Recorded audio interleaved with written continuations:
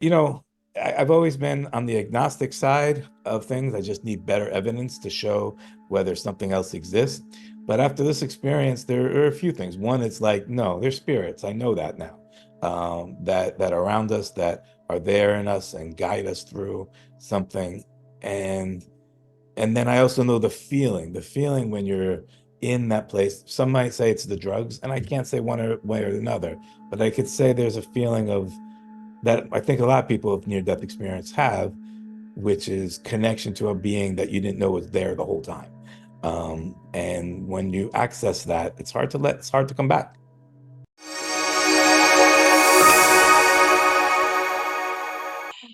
My guest today is David Paris, who not only had a near death experience, but has also been on America's Got Talent. And I'm really excited to talk to him and dive deep into his near death experience. So, David, welcome. Thank you so much for joining us today. Thank you so much for having me. So, why don't we start with what your life was like before? And I'm really curious because being an athlete, I really understand the dedication that it takes to achieve something of excellence and to achieve something like America's Got Talent. Like the drive that you have, the ambition you have must be pretty high. Yeah, so I was on season four.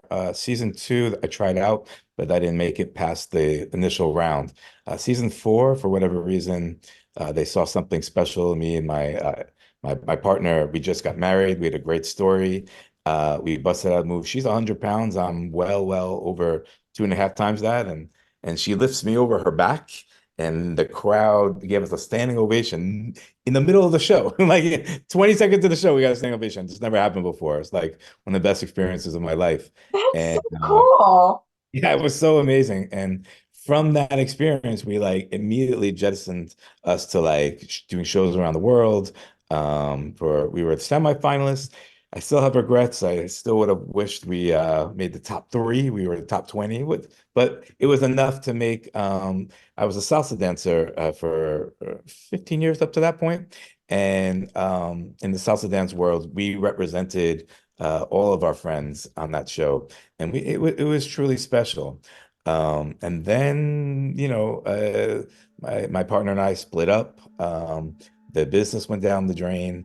I went from my mid 30s to the heights of everything to my late 40s, pretty unhappy with life. And it's funny when COVID was coming around, I was thinking, I'm the other end of the performing career. Um, I had been a school teacher for 20 years at that point, maybe even 25 years, as a middle school teacher teaching English, and a bit unhappy with all the work I did. My goal to start teaching was to do liberation, and all I did was try to not have kids liberate themselves from their seat and sit down. And so it wasn't so easy. And entering into that, I was like, okay, I'm ready to die. Sure enough, as life would have it, I was one of the first people to get COVID. I was in the epicenter here in New York City. I didn't know I had it at first. I called the doctor and they said, "Oh yeah, you don't have it," because they were just doing virtual visits back then. And the one morning I collapsed and couldn't wake up and couldn't move, couldn't breathe. And I said, "I don't care what the doctor said. I need to go to the hospital." And oddly enough, a lot of people died in their homes in New York City. Like 1 in 200 people died at that time. And a lot of them just, there was not enough healthcare for the people who were feeling sick. They were just pushing people away. But I made my way to the hospital. The moment I got there, I went from barely able to breathing to not breathing at all. And it's funny how the body will, not tell you how bad it's the condition it's in. And when I finally they gave me oxygen, I was like, oh, that's what breathing is. And immediately my senses came to, and I was like, wow, that was pretty close. And at that point, they said it was medium, but then I went from medium to very bad, and they intubated me. When they intubated me, it's a medical coma, and they told me, oh, good luck. And I was like, what? My sister was like, last person talked to me. She says, only 20% of the people make it out of intubation. But at the time, we didn't know that at the time, people thought it was just older people who were dying. I'm overweight. That wasn't seen as something at the time that would take you out. So I really wasn't worried. And I was just more concerned what the New York Jets were going to pick with their 11th draft pick. I was like, oh, just, if anything, I was upset because I've been in the hospital there for 5 days. I just figured out how to order food on the iPad, man, like this. And because they're giving me terrible food, but when you can order it, I was like, oh, no, I can't wait to wake up. And, The it's kind little of things, right? the little things when you're sick like that in the hospital, it makes a big difference, the food. And but yeah, I was ready to go. And if I do know from that moment forward, I was in medical coma for 30 days. And apparently, from the very first day, uh, they said I went from an intubation to an ECMO machine, which does the work of the heart and the lungs. It's what they do for open heart surgery. And they only give it to people who are like at the last second Hail Mary. Most people die from that point on. And apparently, my heart stopped 4 times. And I saw the medical rec afterwards. They told me about that. There was very little chance of me surviving. But I have actually super clear memories of, people will say, um, what's your consciousness when you're intubated? I was completely conscious, not in this consciousness, but in that weird dream-like state where it goes from one dream to another. I was like that for a month, and I remember it. Like it's still with me now. And I remember the moment where I was facing death, and I was in a theater, um, and I saw a spirit, and I'm not religious. Um, I studied religion, but there's this weird that I looked up later. It was a Japanese spirit, this familiar that was sitting on the stage, almost like a Buddha, but not quite. And it was telling me telepathically or telepathically that you're dead. That's it. Sorry. And it looked me over to the exit sign to the left. And I remember that moment of panic, thinking, it was odd because at that moment I thought I was ready to die. I thought like I'd lived my life, a good life. America's Got Talent, as a performer, pretty good life. And then when faced with that moment, I was like, yeah, forget everything I said. I will do anything to live. And I'll never forget, like most things in my life, I willpower my way to make it happen. And I saw the spirit tell me this is not one of those situations. And with like the deepest empathetic expression, he painted a he painted a crescent moon. So I was just looking for my costume. I made a costume of it, which is not visible. Maybe I'll show it later. But I showed a crescent moon that said it was a expression of sorry, you're going to the other world. And I then I went from panic to whatever deeper sense of panic there is, and said, I will do anything to stay alive. Please. And it like, the thing that I try to tell people what that's like, it's that moment when you realize there's a nothingness, that we live life conscious, think it can go on forever, but that, when I was 8, I realized, oh, I saw the Death Star blow up a planet. I was like, oh, we could just be gone just like that. And that, for me, I had panic attacks anytime I had throughout life that like blew me up to like, oh, that like, I do not want to go back to that world, to nothingness. And I say, from a spiritual point of view, if you're a spirit, you're like, okay, I'm ready to go to the next world, or I'm ready to go to heaven. For me, that's not what was present to me. It was not, I knew it was nothing. I was like, I will do whatever it takes to not go into nothingness. And the spirit told me, okay, we're going to give you the tiniest small chance, but you're going to have to fight harder than you have for the rest of your, anything you've done in your entire life. And I remember saying, well, it wasn't a decision. It was like, of course, I'm not going to let myself die. And it was odd because later in the reports, they could show they said like over the course of my heart stopping and saying, this guy's gone. My medical markers were like 500 times worse, or maybe some huge number worse than tons of other people who died. They said, weirdly, I slowly got better over the course of a month. And the ECMO machine gave me that chance to survive. So that was my physical condition. But I remember the mental side. The mental was like just I will not let myself go to that other place. And then while I was in that experience, it's painful, even it's now 3.5 years. Painful to remember this, but it's like when you're the dreams I had, everything goes in that world is more metaphor than it is actual this consciousness. But I remember being stuck drowning and needing to watching boats and like trying to reach for boats to stay alive. And if I'm not the best swimmer in the world, but not bad. But so it's like that effort, and you have to put that effort out every second for what seems like a millennia. And but I remember doing that because I I remember saying, as tough as this is, I'm not giving up, you know?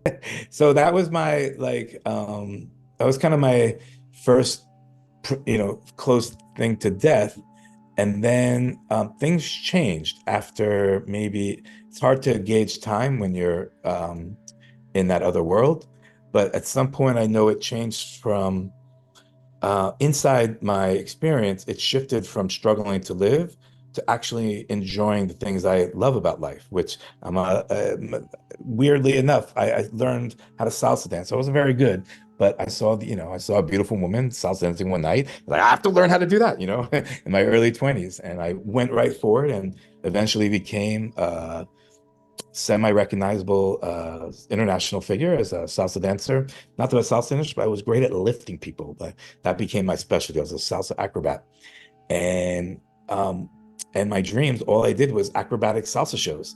And what I didn't know was my dance partner, she put on these, maybe it kept me alive, maybe not, but apparently she had the nurses place all of our routines.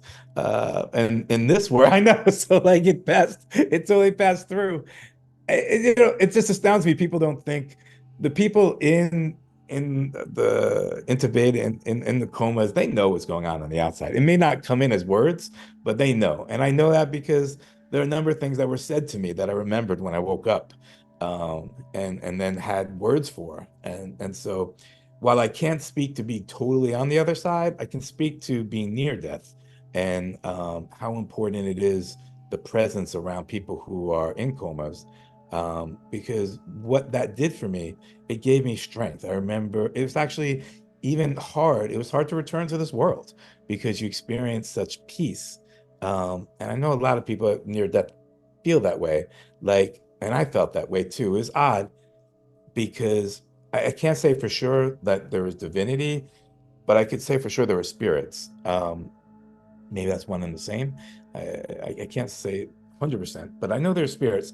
And along with the spirit is a level of connection and warmth and belonging that I don't experience. And I know a lot of people experience some version of it, but not like you would in the other world. And I tasted that. And then when you taste that, it's hard to come back to this world. It's really hard. And some people get drawn by family. I was divorced. I was like, I was done with my career. Like, why would I come back? And for me, I think coming back was um, because, well, I'm still not 100% sure, but uh, to me, it was the alternative of just going to nothingness was not really an option for me. I wanted more. And then when I had that connection to dance, I had connection to expression and creativity. That's what drew me back. And I remember being one of the clear dreams I had was a being in a library that later I was explained that's kind of the book of life for those people who believe in multiple lives. And I remember the spirit telling me, "You sure you want to go back to the world?" And I had the clarity now that I had then. Absolutely, I have things to do. I'm not ready to go yet. And very shortly afterwards, I remember waking up, and that's part of my story. Well, that's amazing. Thank you so much for sharing that. I'm sorry for all that you had to go through during that illness. That had to have been really hard for you and your family in that time where everybody was so separated. So, you at this time are in your late 40s and you are not doing probably the exercise that you had previously been doing, but what would you say your shape was at that time? Were you still in good shape? Not No, really. no, absolutely not.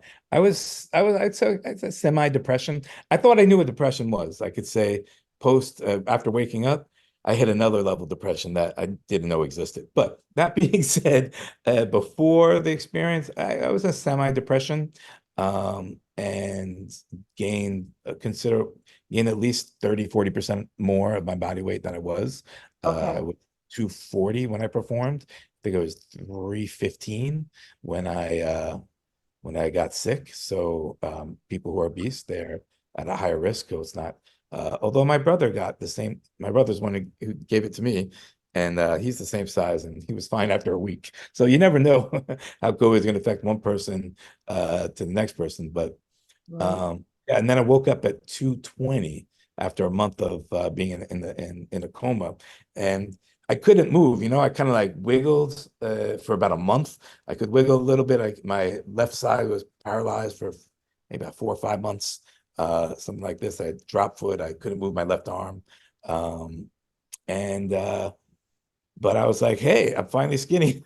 It was not so bad. I was like, Oh but my gosh. but what really happened is my whole body atrophied from not moving. And Sure. yeah, it was quite a wake-up call to, weight is such an interesting thing. Um, but yeah, to the outsiders, I look finally more healthy, but it was everything wasted away. If you look carefully, I was really some all that way. It may have may have got me what was in trouble, but may have also kept me alive. All of the muscle. It's hard to say.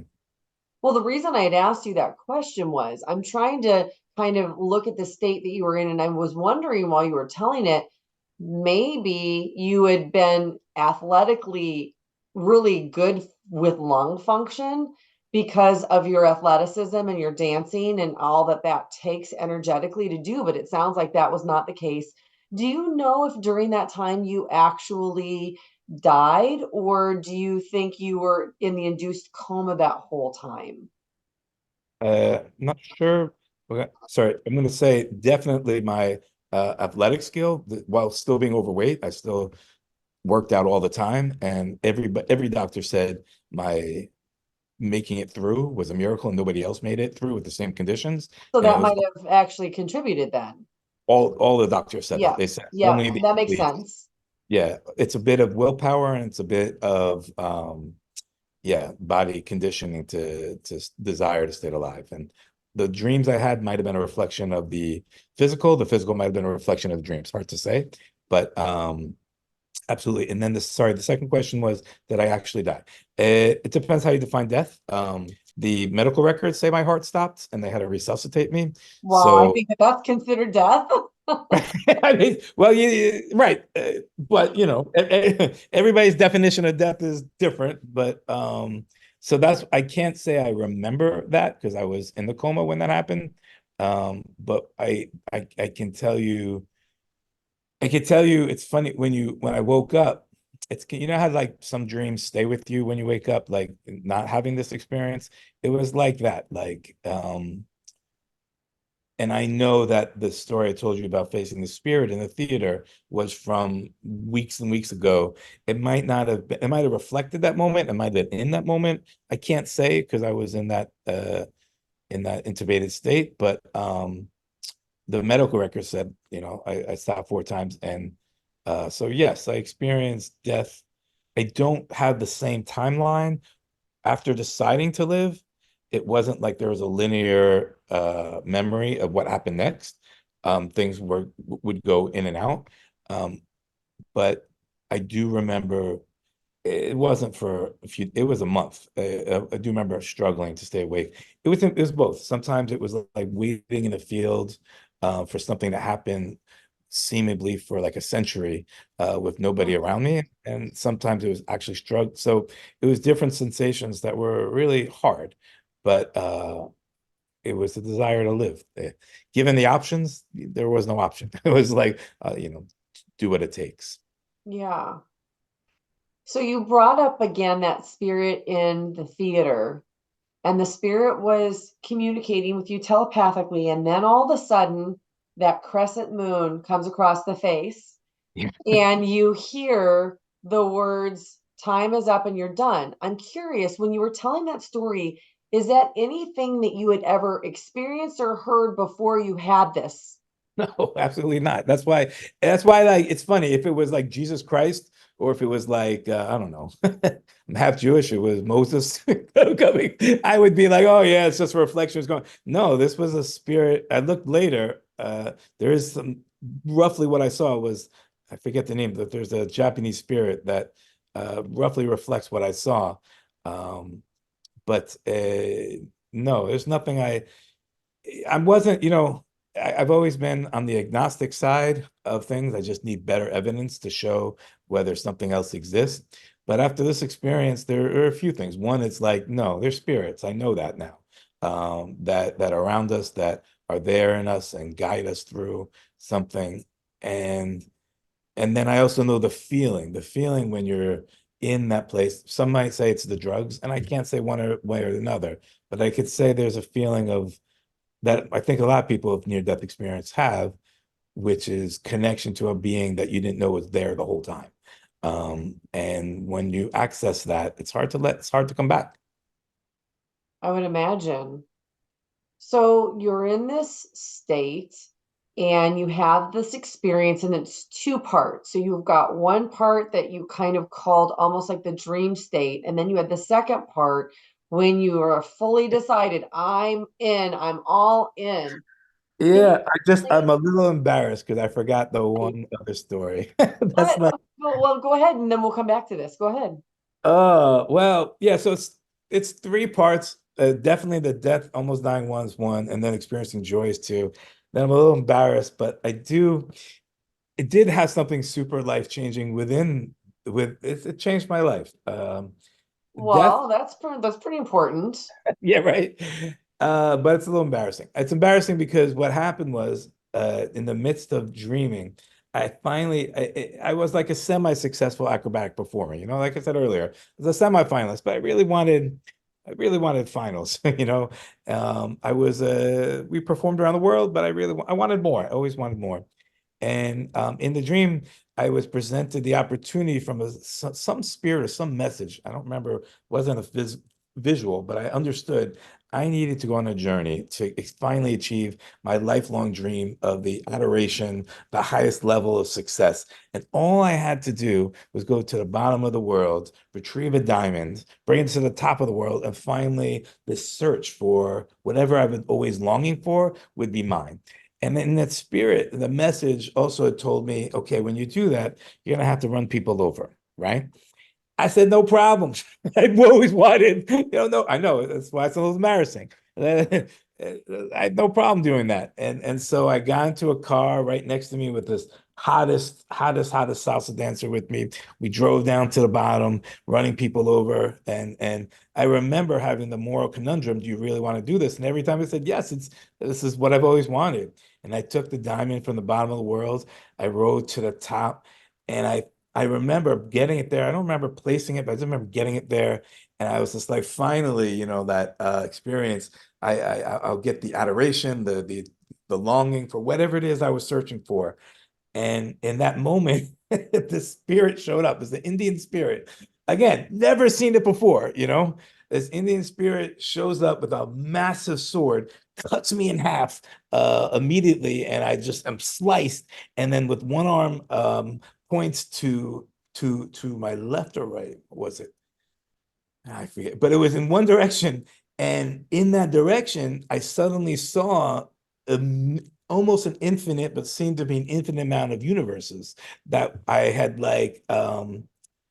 that was like revealed to me. Later, I understood that to be kind of like maybe I did study a little Bhagavad Gita, so maybe it was Krishna showing Arjuna the all the worlds, but it's kind of like that. So it's not totally without some previous understanding, but less than seeing it, I felt it, and it was a humbling moment of, oh my God, I've been leaving my life totally on a selfish journey, pushing people away, seeking my own satisfaction, which, debatable whether that's a good way to live life or not. But for me in that moment, I was recognizing how shallow it was within the multiplicity of the universe. And from that moment forward, everything changed my life. I said, oh my God, I've been living these last 30 years in search of something and missing out on love. I was missing out on not even love, love and a connection to people. And when I woke up, everything changed for me. I was like, I felt It was odd because I thought people didn't care, and apparently that wasn't the case. People were very, very uh, scared for me.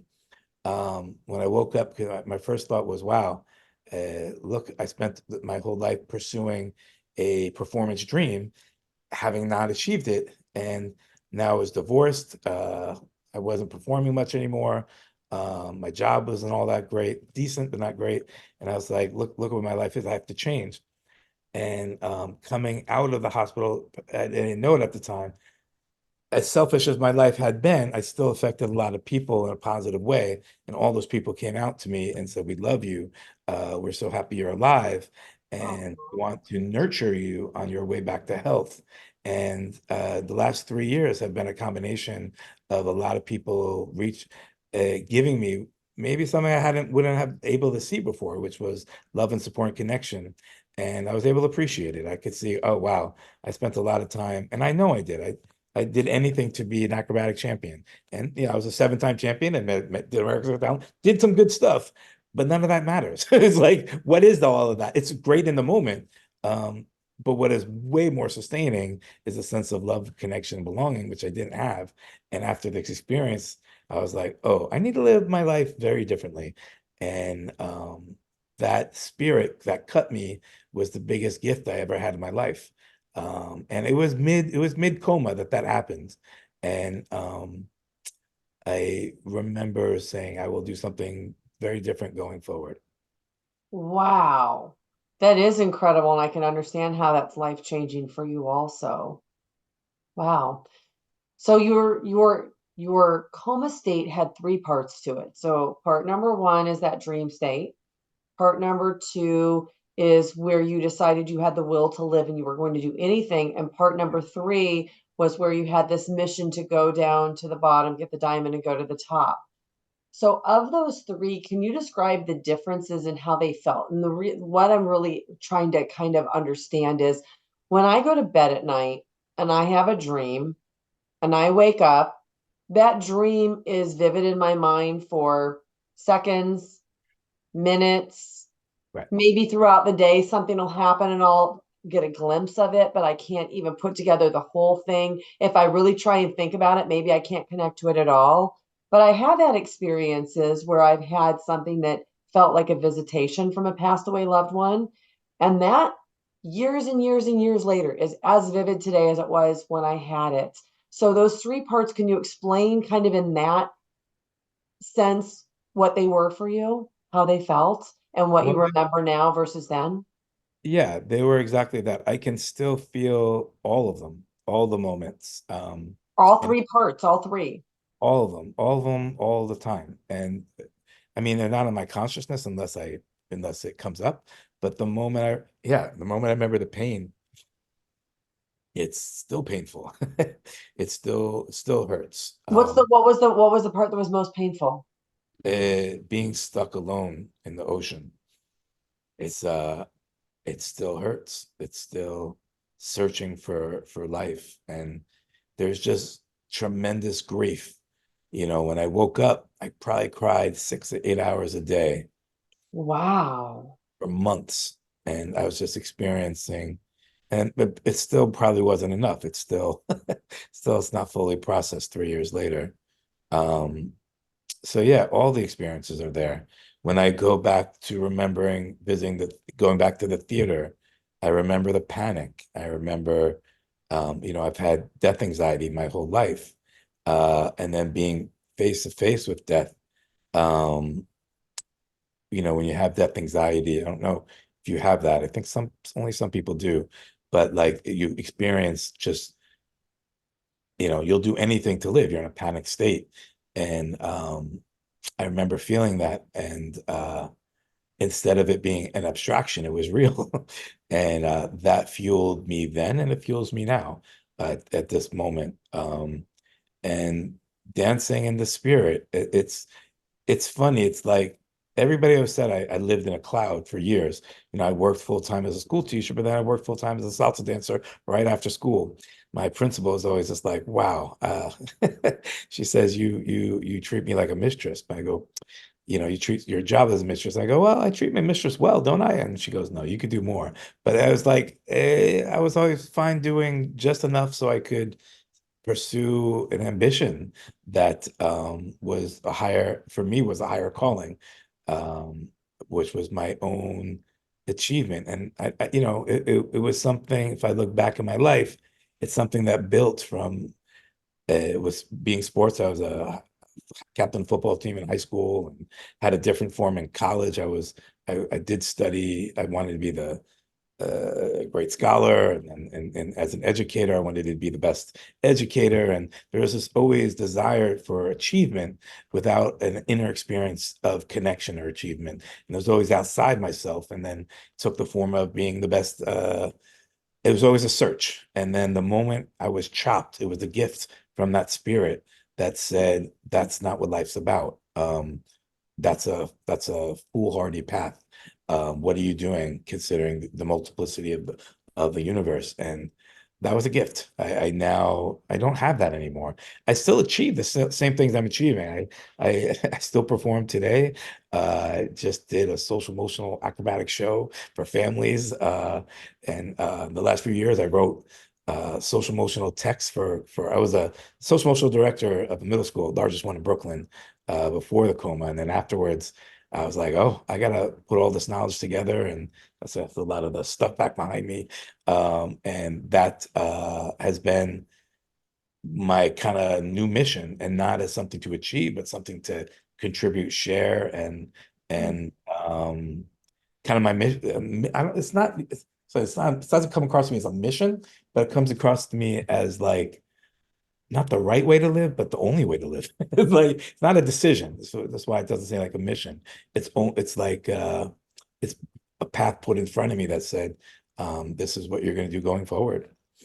Wow. Well, it's interesting, David, because I've never heard a single person say, I had this dream and I came out and changed my whole life. That's So like, clearly it's like this was not a dream, because people do not change their entire life and way of thinking after having a dream. So that's the first thing I want to say. The spirit is interesting. Now, I've interviewed a lot of people. I've read hundreds and hundreds of, probably over 1,000 stories of near-death experiences, and watched videos and just different accounts of them. And a lot of times people will have an encounter with the spirit guide, or they will meet somebody on the other wait, side. They, 1 second. yeah, It's yeah. still raw in me. So when you say that, it's still Wow. yeah, it's still raw in me. So when you say these words, it triggers what's in my experience. So Okay. I just have to still take it slowly. Yeah, absolutely. Of course. Of course. Thank you for actually letting me ask these questions. So some people have encounters with a spirit guide and they don't necessarily recognize them during that experience, but later on, they're able to really kind of have hindsight and maybe have more signs or maybe more connections or dreams or answers somehow. So it's been 3 years for you. The one that cut you and gave you your biggest gift. Do you know now who that spirit was? There's an Indian spirit, I think I forget the name, that is the destroyer. Someone suggested that that was the spirit, but I didn't research it because it doesn't matter to me. The message was already, the gift was already given, and there's no more deep. I mean, what else could I want? I was just presented a way more fulfilling way to live, and clarity and knowledge. So I was already get. I mean, it's funny, it never occurred to me to research it more than that. I did, because afterwards I've been on a deep dive on meaning, the meaning of life and spirits and such. I do very much investigate what seems to be true spiritually about the world. And in doing so, I embraced all type of religion and spirituality. And one shaman was the shaman. I have a shaman who I did a few sessions with, who explained to me the library vision was actually a book of lives, and he was explaining the boat and the water is very common for people who are struggling to live, because the boat is that passes the living world and the death world in a lot of mythology. And being in the water is the ocean of consciousness. So it's like, to him it was like, oh, To him was like, of course you had that metaphor. For me, I'm like, what? You know? So there's a little explanation I've had of that. And then I did have somebody who knew something about Japanese mythology who pointed me to, it was the name I forget, but pointed me to the picture of the spirit that clearly was the gatekeeper at the end for me.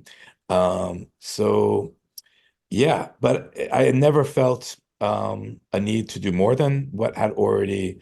Um, Maybe I should, but it's never been. As I present that question to myself, maybe I should be doing more. Spirits were they? But I guess in my mind is if the spirit has more to say, the spirit will still come to me. But what was there was there, and I do feel very often. A presence is with me, not a spirit in the same way, but I feel a spiritual presence with me a lot, not always, but a lot. And it makes it so that I don't need to, um, I guess I contradict myself because I also search for it. Uh, and sometimes I feel it, sometimes I don't. It's like sort of like when you have a near-death experience, I think a lot of people will say, oh, they're connected to higher being. I felt that. But then I also connect to, oh, wow, we're gonna die. So like, let's take on what does that mean to die? What does it mean to live?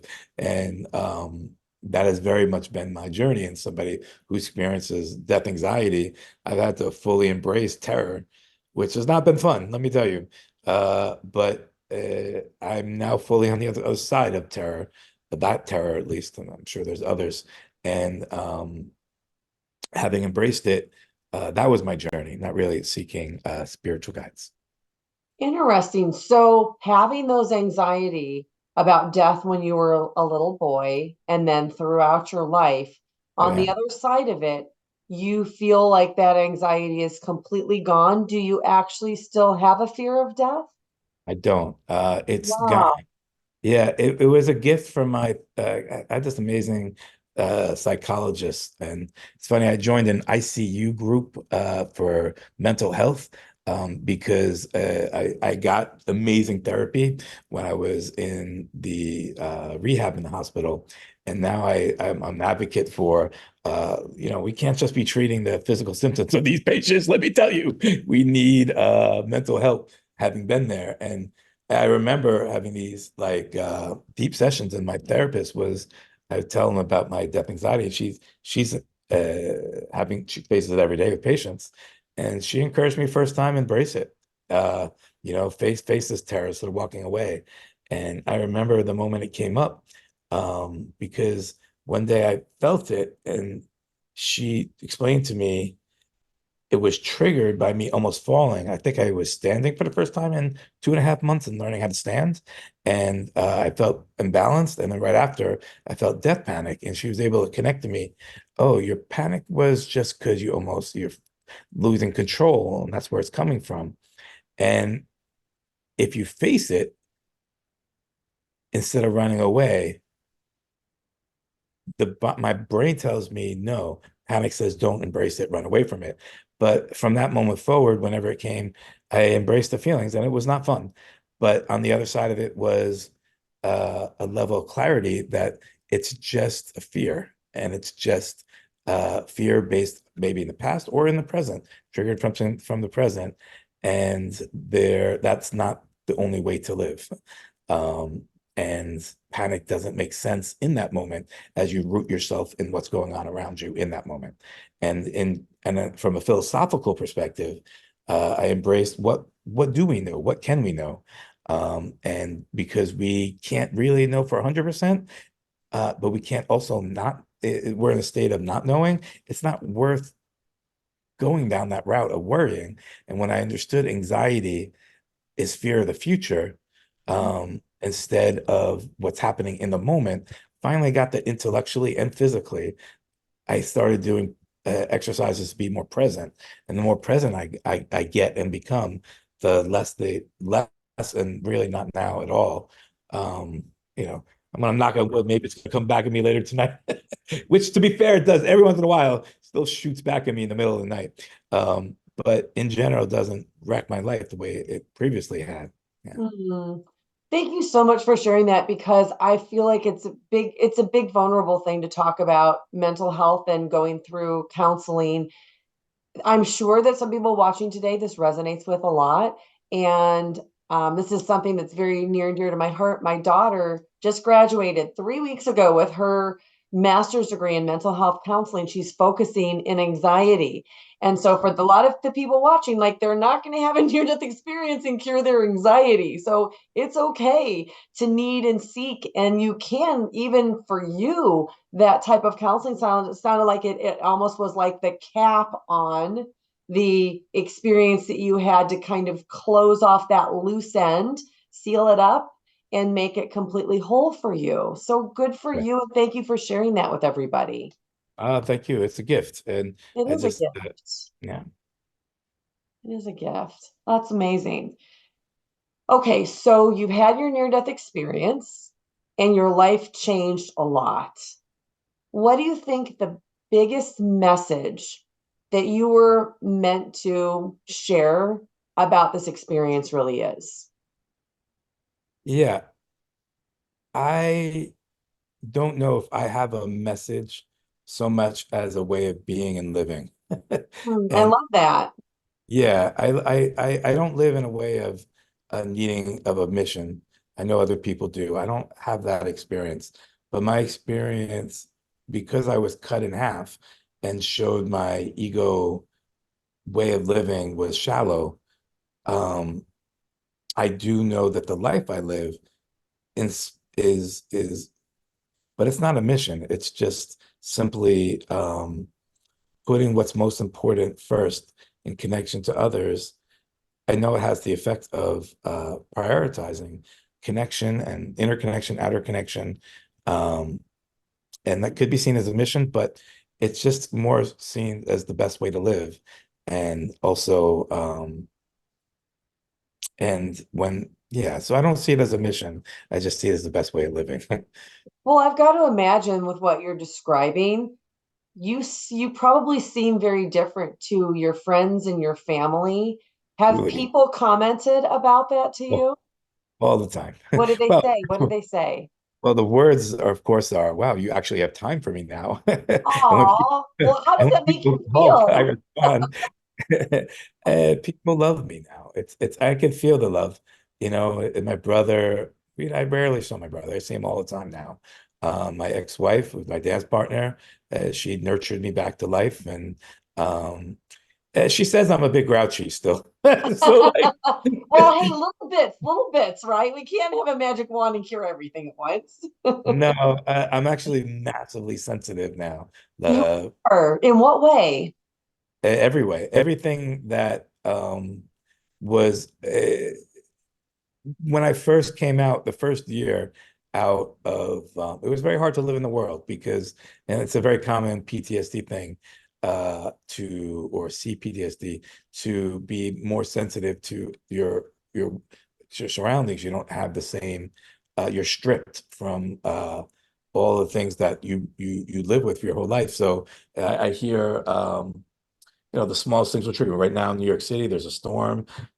Maybe instead of just being annoyed that I was going to do something I can't, it strikes as pain, or I might somebody didn't was supposed to see me later, and I'm worried about it. The worry comes across stronger. So I live in a world where my emotive state is tuned up 150 times what it used to be, and it's sharpened my need to become an emotional, I taught social emotional learning. And it's funny, I remember a student coming up to me and saying, can you teach me about anxiety? I was like, yeah, I don't know anything about anxiety. I was like, that's going to be something you need to talk to somebody who knows something. I can help facilitate groups and discussions. I can't do that. Now I'm an expert, or I read Unwinding Anxiety is like my Bible for dealing with anxiety, and exercises to stay present and not get lost in. And it all came because of need. If you don't, you get swamped by the high sensitivity one has when you wake up from a coma, and you know, um, so. Yeah, I don't recommend it for anybody because it's not, but the being that sensitive is it's hard. Are you familiar with the term empath? Empath? Mm-hmm. Yeah, like connecting to others, experiences emotively. So like when they're Right. being mannered, you feel it. Yeah, Yeah. no, no, Yeah, definitely. that's exact. So But for those people that are watching that don't know what an empath is, so an empath is somebody who becomes, sometimes they're born this way, sometimes they become sensitive through it experiences, wasn't like that before. pick up, okay, they can, so they can pick up other people's emotions and feelings. And so Yeah, does this affect you, because you were yes, very used to much. being I, in like a big stage? If you yeah, were to go on a big stage right now, would it yeah, amplify the feelings of like a standing ovation or yeah. nervousness or pressure because you can feel the energy of the people around you? Yeah, the funny, so I can totally feel the first year after I could not be around anybody for probably about a year and a half. Um, Wow. yeah, and I couldn't, I had to be What would super happen? What would happen? good. I'd rush. The moment I get a negative thought or experience, I'd be in bed for days, wrecked in emotional pain. Even if it wasn't your thought and your Any, experience, you're picking up somebody else's and it would. even a concept of hopelessness would Hmm. be, it was too much. And it was fortunate the first year I was the school teacher, we were all virtual, so I could do stuff. And I was the second teacher in a virtual classroom. It was very easy to do. But I couldn't, once I was over and school started again, I couldn't go back to teaching. I've been just doing writing for the last year and a half and avoiding most social contact. It took me probably 2 years to just be around any negativity.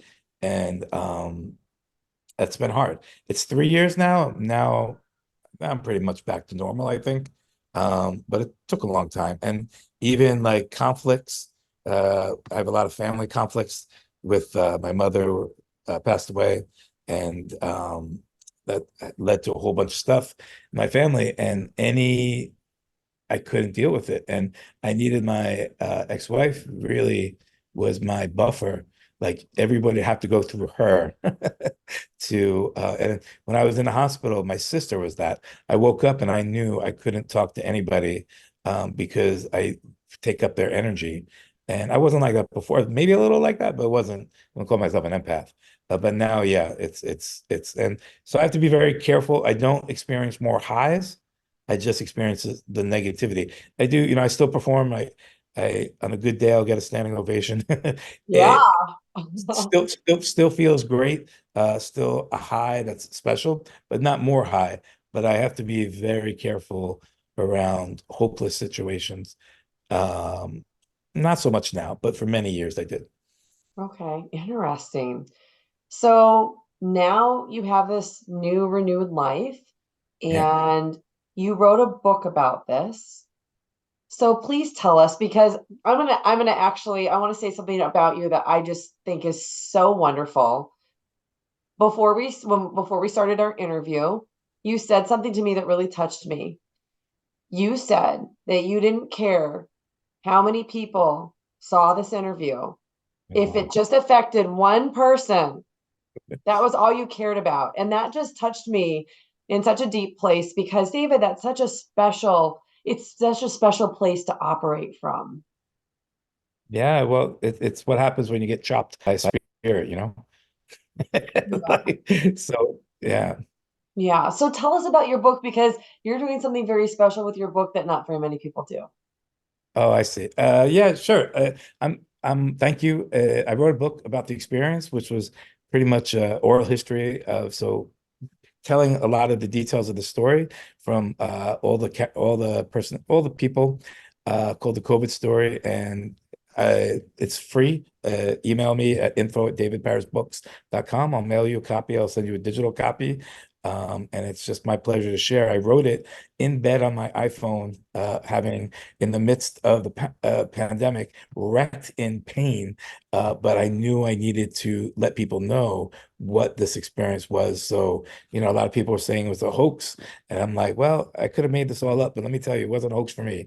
And it was a mission to get that out. And since then, it's 3.5 years later, it's still I get a few sales and messages from people that the book encapsulates the for those people who haven't experienced it, what it was like to go through what I experienced. And it's funny if you found any of this interview a little interesting or funny. The book is very much like that. So it's not a hard read. It's a pleasant read, really fast. And I know you're going to enjoy it. So that's what I'm saying. Let me know. I'll send you a copy. That's so generous. Thank you so much. Tell me about the books that you have behind you. Yeah, I have this was family life goals. So social emotional stuff for the family, So these listening. are these more geared towards your like the kids that you teach?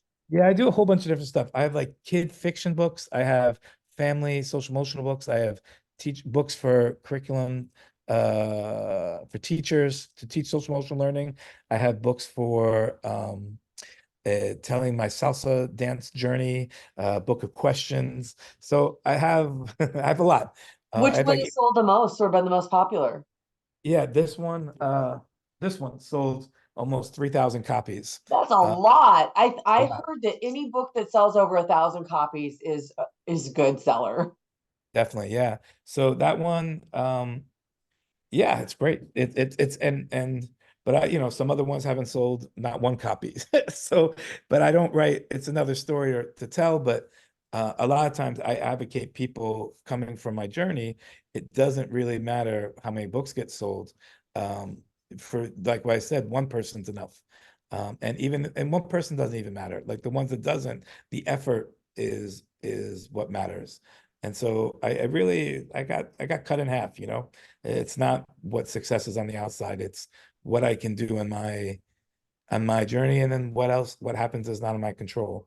I want to thank you for sharing your story because I know it takes a lot to be vulnerable and people say and think and like to judge, and so I think it's really special when people share their stories and share their heart.